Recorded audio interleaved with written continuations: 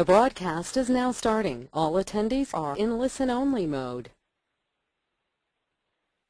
Good morning, and welcome to the fourth and final installment of the InfiniBand Trade Association Fall Webinar Series, an expanding role for RDMA in future data centers. Today, we are using GoToWebinar for the presentation, so let me call your attention to the control panel at the top of your screen. We encourage you to ask questions at any time by clicking Enter a Question for Staff on that control panel. Depending on how much time we have, we'll try to respond to your question during our conversation today. But if we don't get to your question in the next 45 minutes, we'll answer it offline after the webinar. Today's conversation is being recorded, so if you lose connection or if we run into technical difficulties, the complete webinar will be available on the IBTA website next week. For those of you who are with us for the third webinar in November but missed part of it due to the technical issues, a complete recording of the session is now available on the website. Please visit InfinibandTA.org where you will find the complete list of recordings. Now with the logistics out of the way, let's bring back our two panelists. Paul Grun is Chief Scientist at System Fabric Works and has worked for more than 30 years on server I/O architecture and design, and was a member of the original InfiniBand architecture team. He is still involved with the Open Fabrics Alliance and is a director of the InfiniBand Trade Association and an active technical contributor. Jim Ryan is chair of the Open Fabrics Alliance, an organization that develops, tests, licenses, supports, and distributes Open Fabrics Enterprise Distribution, an open source software to deliver high efficiency computing, wire speed messaging, ultra-low microsecond latencies, and fast I/O. He is also a manager at Intel and has been with Intel for more than 10 years. Good morning, Paul. Good morning, Rachel, and good morning, Jim, and good morning and welcome to our audience. Good morning, Paul. Well, it looks like we're nearly at the end of the trail for this webinar series, so let's get underway. We began our webinar series back in September by asking if it's worth your time and effort to take a fresh look at I/O architecture. Even though I/O is one of those foundational technologies that we all seem to take for granted. Naturally, the answer turned out to be yes, it is worthwhile because of the potential for improving the basic operation of the data center as measured by metrics such as improved application performance or improvements in energy utilization or a host of other goodnesses. But in the course of the ensuing conversation, we also suggested the rather bold hypothesis that I/O may be worth a fresh look because careful application of I/O technology can help prepare the data center for future evolutions in information technology. By evolutions in information technology, we're talking about the easily recognized areas that we've all lived through since the dawn of modern computing arrived with the first commercially successful mainframes. But beyond making that bold assertion, we really haven't mentioned the future much during our webinars. Instead, we used the three first webinars to focus on the practical realities of I/O and I/O architecture, what RDMA is, some of the benefits it can bring, and how you might go about deploying it in your current environment.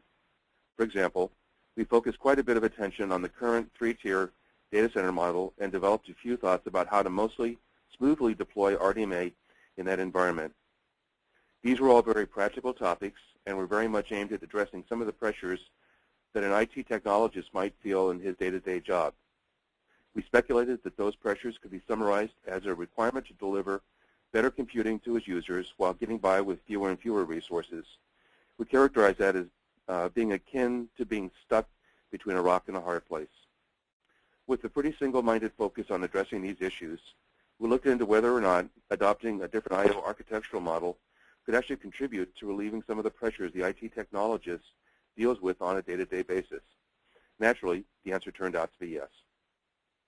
The primary motivation for the webinar series so far has been to encourage a fresh look at a topic that most of us probably thought is pretty much settled territory. So that's some of the terrain we've covered so far, but in truth, by ignoring the future, we might not have gone far enough. Is it enough to come up with a new I/O model that does the same thing the old one did, only better? Even though they do it in dramatically different ways, fundamentally, both the traditional I/O model and an I/O architecture based on RDMA serve essentially the same purpose, which is to provide I/O services to applications. Makes you wonder if that by itself is sufficient motivation to consider undertaking the effort to shift to a different I/O model. Yeah, that's a good point, Jim, and that question really should give us pause to wonder. Is there more to this business of I/O in the data center? Are we asking the right questions? How should we be looking at I/O in the near future? For example, how does our choice of an I/O architecture impact our ability to adapt to emerging compute models like clouds or virtualization? And given future trends in computing, is it possible to build an IT infrastructure that is more responsive to your users' needs and allows them to work in the way they want to work, as opposed to working in the way that the infrastructure allows them to work? And what about improvements in availability and reliability? In other words, the thing we haven't really talked about is the longer view. We did talk about the importance of knowing your future path while deciding whether and how to implement a new I/O architecture, and that's still important. But beyond that, we've really sort of ignored the role of I/O as data center architectures continue to evolve. The truth is that evolution in information technology is just a fact of life, and that's not news. We've all faced some pretty substantial changes in the basic nature of computing over time, and we've learned how to manage those changes pretty deftly. But the question we haven't addressed in our webinar so far is there anything we can do to prepare for the next evolutionary cycle in IT? Or even better, is there something we can do to leverage whatever is coming next to achieve some sort of competitive advantage? Well, to answer those questions, it sounds like we'd really need a graduate level course in crystal ball reading. But unfortunately, we've only got about 35 or 40 minutes today, so perhaps we can find some insights by applying that age-old architect's tool of abstracting to a higher level. By so doing, there may be some observations we can make that will cast light on the role of I/O in general and of RDMA in particular in the future. So in our first discussion way back in the September webinar, we observed that RDMA really represents a distinctly different approach to I/O. It's been around for quite a while now, so I can't say it's a new approach to I/O, but I can say it takes a much different approach than traditional networking architectures. That's because RDMA was developed by focusing on satisfying an application's I/O demands, which led to an end-to-end approach to I/O. End-to-end means going all the way up to the application layer. It represents a new architecture because it really does define an entirely new way for applications to communicate. What came out of those webinars was a realization that there is a lot of development underway in I/O architecture. Being aware of those developments is the first step toward deciding whether there is value in your environment or not. So we concluded that taking a fresh look at I/O is really worth the effort.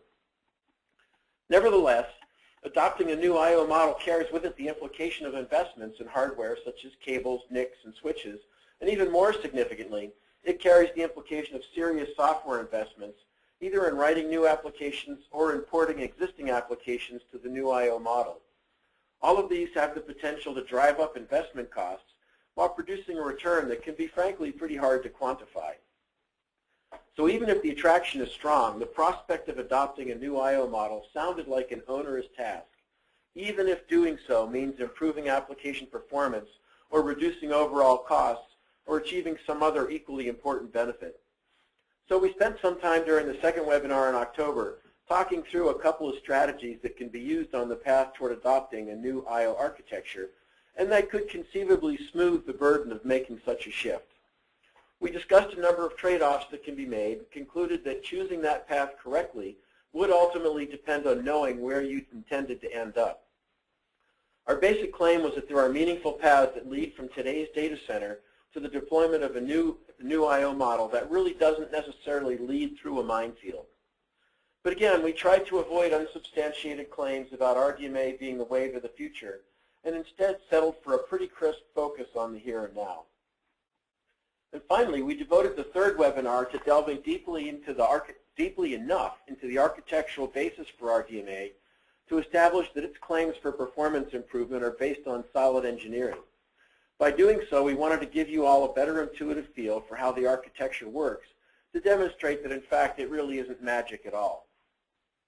After that pretty solid grounding in RDMA and looking back across those first three webinars, one observation is coming into pretty clear focus, and that is that RDMA has clearly moved out of the realm of its birthplace as a revolutionary technology, and instead it's assumed its place as a mainstream technology.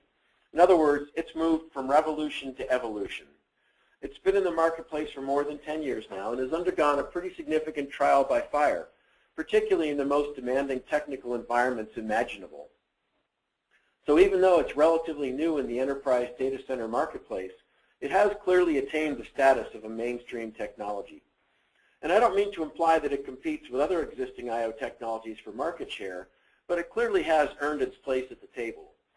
And if that's true, then the next question becomes how and where do we see RDMA being applied in future architectures? And that's really the subject of this last installment in our series. Okay, that's all good, but no matter how attractive its merits in today's data center, no one is going to invest in the passing fad. So we still have to show that a technology has significant legs going forward, and we still have to show that the potentially substantial investment is likely to produce a significant return, at least over the long term. So that brings us to today's discussion. How do we demonstrate a long-term positive ROI? Well, that's a good question. Any technology with staying power will obviously have a roadmap going into the future. And in fact, we did look at the InfiniBand roadmap in passing in the last webinar. But somehow our roadmap of predictable speed steps evolving over time just doesn't feel very convincing. So instead, rather than focus on where RDMA might be going in the future, I thought it might be more interesting to sort of turn the question around by taking a look at some emerging trends in I/O evolution. Then we can ask if there's some sort of dependency on I/O, and if so, what the nature of that dependency might look like. Makes sense. How about starting with cloud computing, which seems to be everywhere these days? Okay, good idea. Plainly, the notion of cloud computing has emerged as an important trend going forward, even though the expression is still sufficiently malleable as to be applicable in lots of different ways. There are lots of instances today of the use of the expression cloud computing. A common one in the popular vernacular is to talk about, quote unquote, running your application in the cloud, using one of the commercial cloud providers like Amazon or Google. But since we're focused on the enterprise, let's think about enterprise cloud computing as representing some form of enterprise-wide flexible or agile computing. By flexibility or agility, what I mean is the ability to quickly and easily adjust the IT infrastructure to meet an enterprise's shifting workload demands. In an article from last year on TMCnet, Alan Murphy offered a pretty nice summation of the notion of an agile enterprise. He said, and I quote, "The core idea behind IT agility is being able to provision IT resources and services to match the business need, rather than the other way around, where the business is dictated by IT resources," unquote. He then went on to say, to make another really interesting observation that we're going to come back to shortly, and he made that by saying, quote again, "More and more we're seeing business need driving IT to thinking outside and beyond the traditional data center.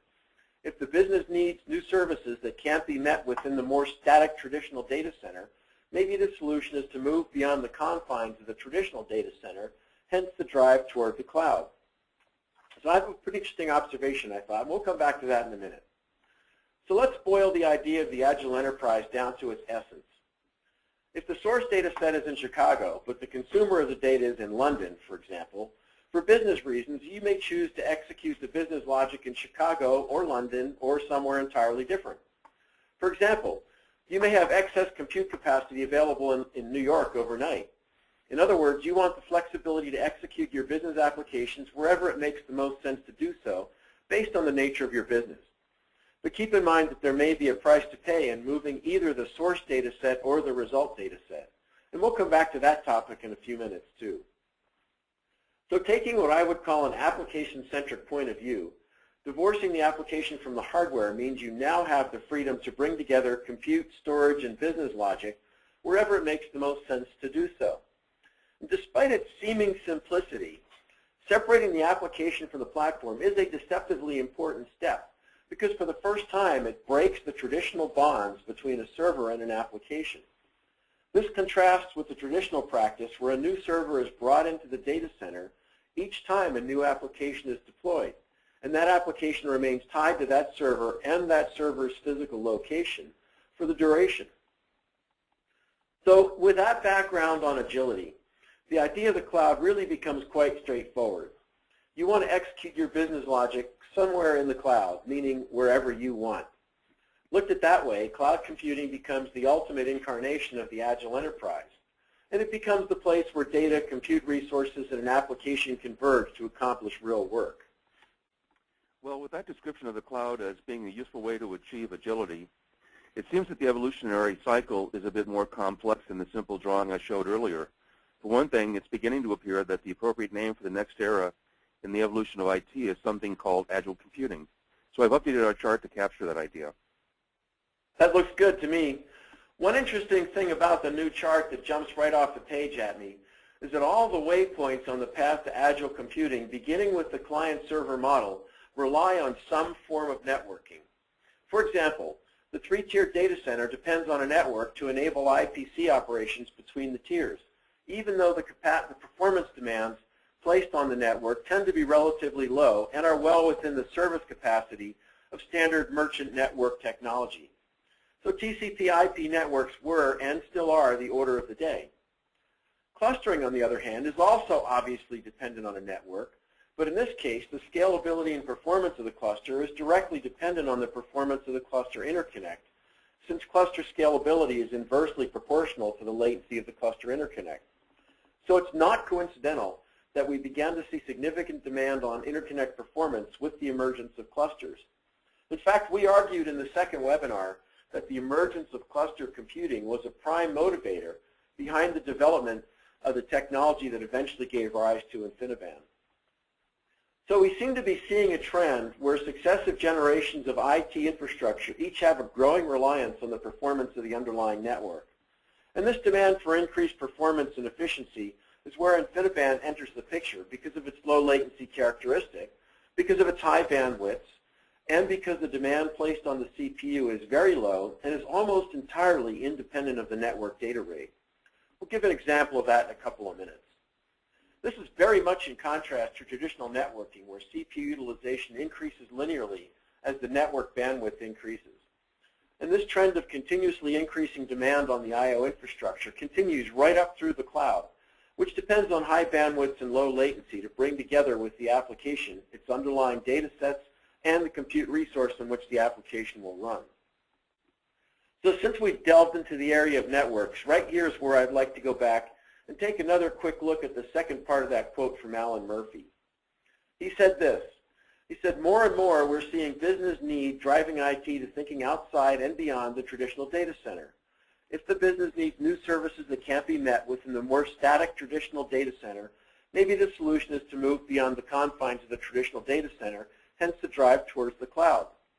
That was worth repeating because it's a really interesting statement, because it states clearly what we've been implying, that intrinsic to the notion of the cloud is the idea of location independence.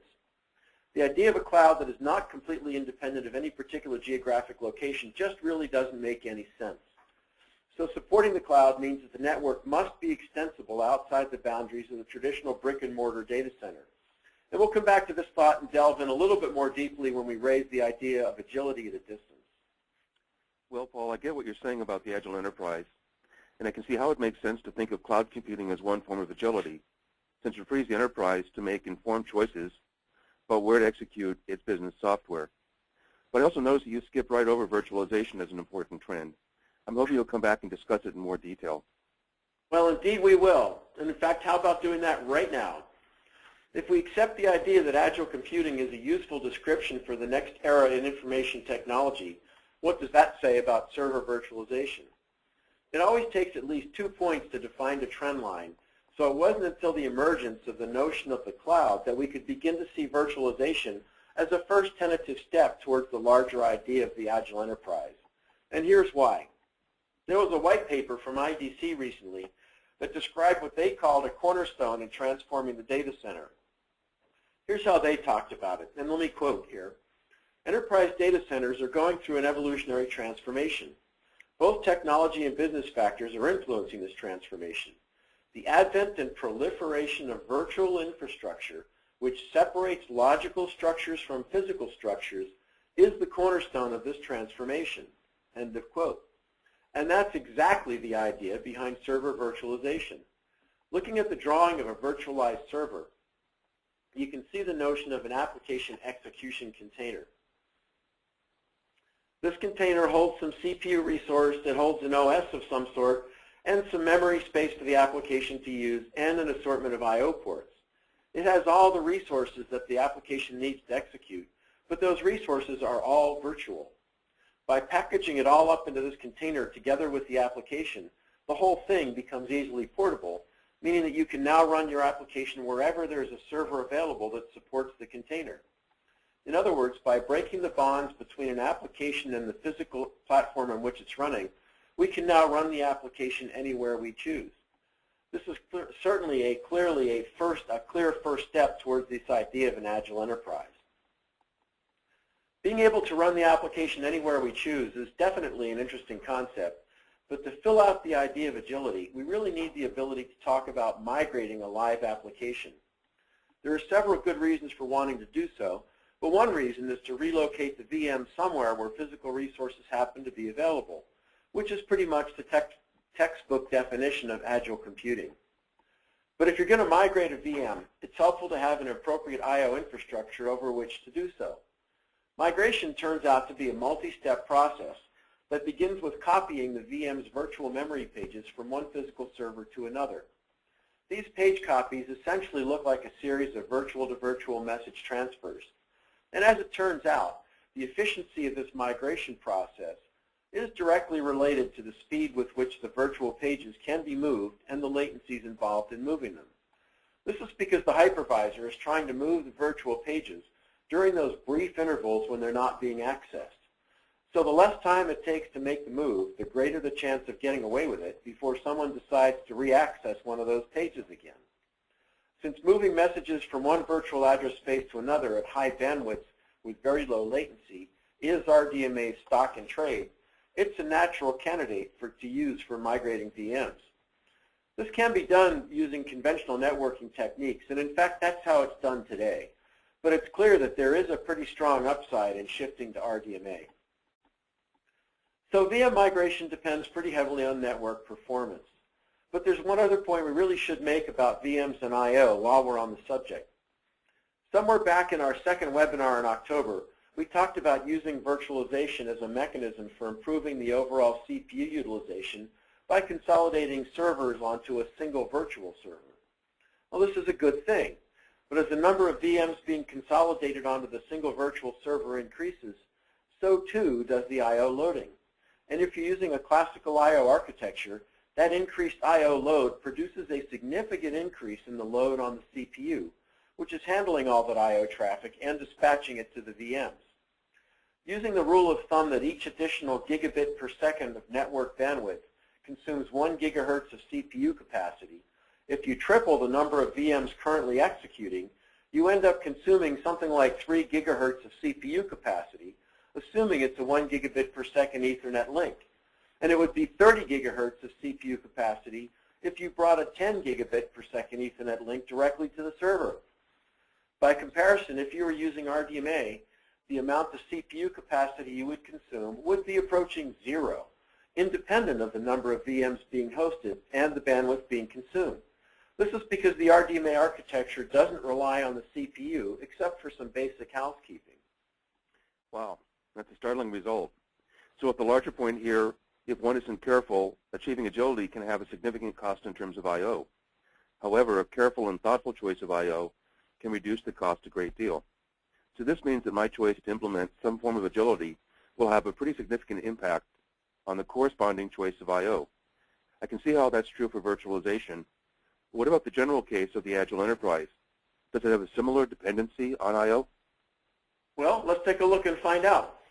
There was a recent paper published by the IEEE Computer Society that claims that a key element of agility is the need to react quickly. Here's an interesting quote from the abstract of the paper. Agile computing may be defined as opportunistically discovering and taking advantage of available resources in order to improve capability, performance, efficiency, fault tolerance, and survivability.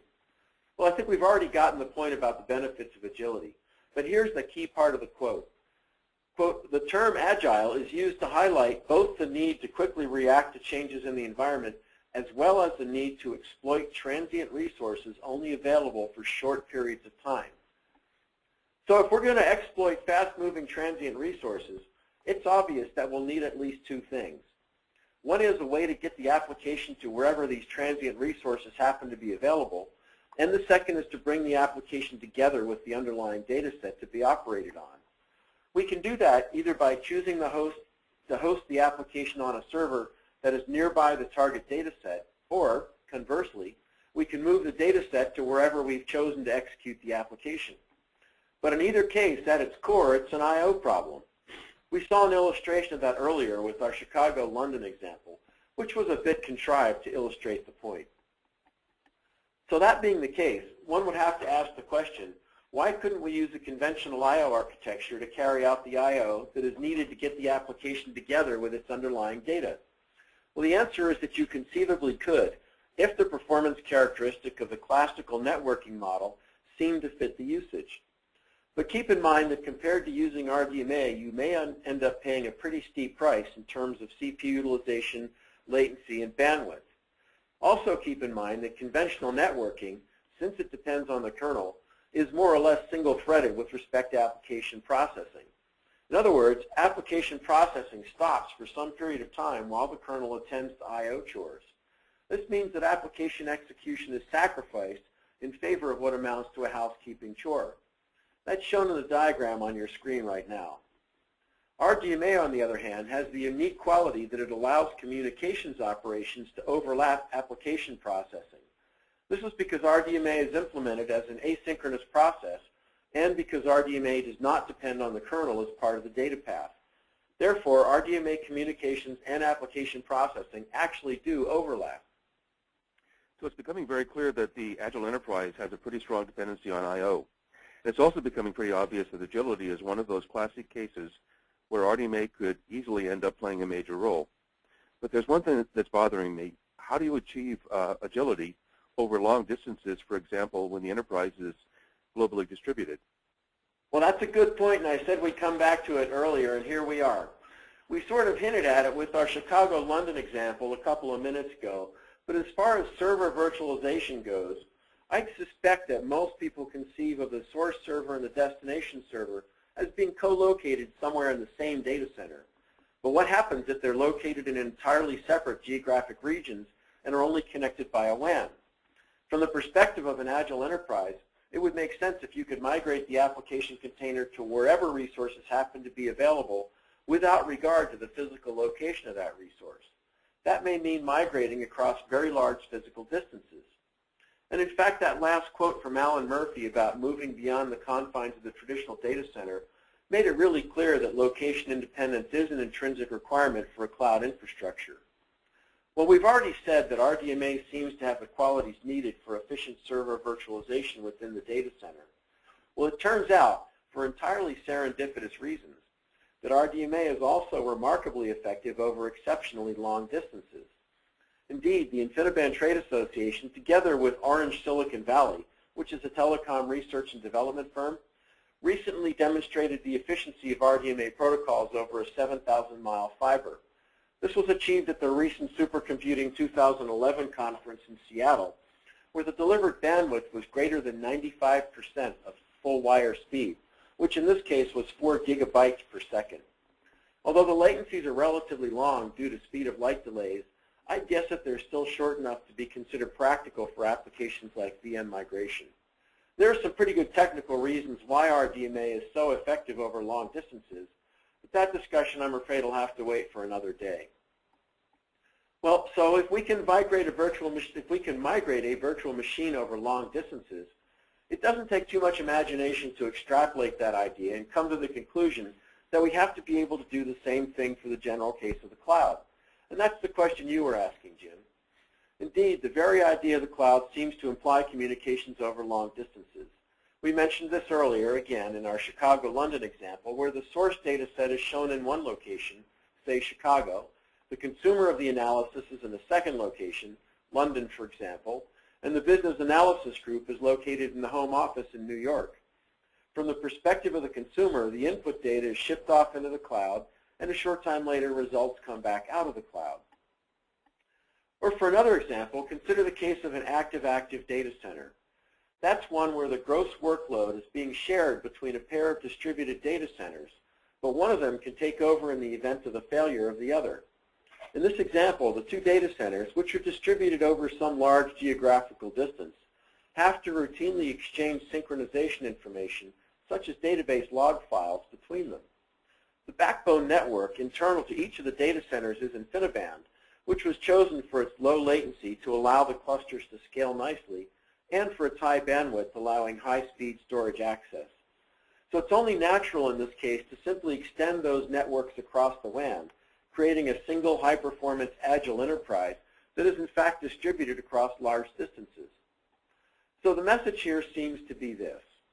If we're to succeed with the notion of an agile enterprise, whether agility comes from applying cloud principles or whether it comes from virtualization, or most likely if it comes from a combination of both, we have to consider this idea of agility at a distance.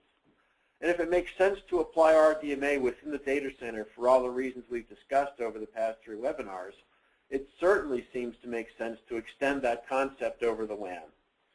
Doing so encourages the enterprise to fully leverage the notion of agile computing, allowing it to provision its global resources to match its business need, rather than being forced to modify the business need in order to suit the capabilities of the underlying networking infrastructure.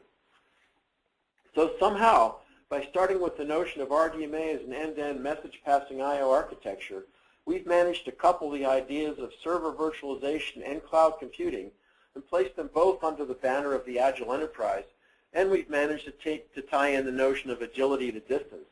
And the remarkable thing is that no time did my fingers leave my hands while I did that. Okay, so let's sum up. We began our webinar series back in September with the session entitled, Why I/O is Worth a Fresh Look.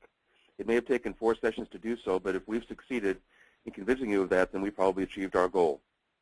The paradigm shifts we've been talking about today seem to have a way of coming at us, like it or not.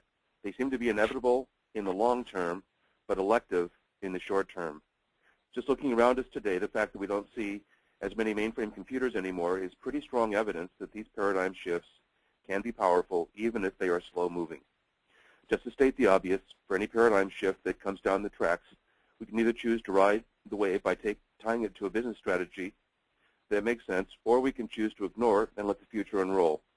So the call to action for our IT brethren, if we could be so bold, is beginning Monday morning, circle the troops and map out a strategy going forward that includes making some early decisions about your strategy for I/O. We all know how to deal with these powerful forces. It simply requires a bit of proactive thinking and some degree of forward planning. If done right, it's possible to capture the energy of these paradigm shifts and turn them into powerful competitive advantage. There's strong evidence that the agile computing environment era is indeed in front of us. We pointed to virtualization as clear evidence that agility isn't just a speculative future trend, and we've said that agility depends heavily on I/O. And we extended that idea to include networking beyond the brick-and-mortar walls. We went a step further and also said that it's likely that RDMA will play a much larger role moving forward. Fortunately, we have strong evidence that RDMA is very effective over long distance, which is a fortuitous result. All of this creates an opportunity for businesses to decide whether or not to capitalize on the whole business of agile computing. And to put it in blunt terms, the decision is whether to proactively embrace the notion of the agile enterprise and put in place an appropriate I/O architecture to support it or not. The point is the journey to the adoption of the agile enterprise has to be started. There has to be a first step. If we've convinced you to take it, then we've done our jobs. So with that, do we have any questions? Well, I see one question here, Jim, that's come in. Let me read it out loud and see what happens. Hi. In these examples, is RDMA only used by the hypervisor and or virtualization intermediary? It appears the VMs themselves can't use RDMA since it's mutually exclusive with live migration. So the answer to that is in today's world, RDMA would be only applicable to the hypervisor. But the larger question is the use of RDMA to deliver data directly to the VM itself. And that's the direction I think we would like to see the industry go. The whole notion of a channel architecture is such that you can do I/O directly between virtual address spaces. And since a VM lives right in a virtual address space, it certainly seems like a channel architecture like RDMA is a really completely natural I/O model for use in a virtualized server environment. So I hope that answered that question. Was there another one? Not that I've seen, Paul. Oh, wait, here's one more question that just came in. Let me read it out loud. Isn't the 1 gigabit per second to 1 gigahertz comparison bound to using no stateless offloads? assume CSO plus LRO plus DSO plus RSS as is the standard, then that comparison does not hold. Well, it's absolutely true that there are optimizations that can be made. So that's just a simple rule of thumb that simply illustrates the point that using the CPU to execute I/O operations, even if you can optimize them, does consume CPU cycles. So the point is well taken. Yes, there are optimizations that can be made, but it's still true that it impacts overall CPU utilization in a pretty negative and undesirable way. Good questions. Thanks. Hey, wait, here's one more. Was IWARP used in the WAN experimental results you mentioned or another protocol? That's a good question as well. We experimented with both IWARP and InfiniBand in the WAN. The results from that are available or will be made available shortly in a report that should probably find its way to the IBTA website.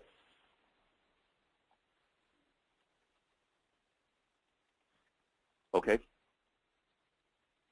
And I think that's all the questions that we've gotten so far. If anybody else has any more questions, the email that's listed on the screen right now, you can email Paul, and he will answer back after the webinar. You can also email myself, Rachel Austin. My email is going to be included in the email that you'll receive tomorrow morning.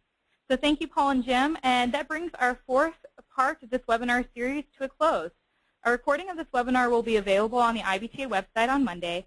We hope it's been helpful to you, and we'd welcome any further discussions. Like I said, if we didn't answer your questions during our conversation, or if something comes up later, we'll be happy to discuss them with you offline. And you may now disconnect.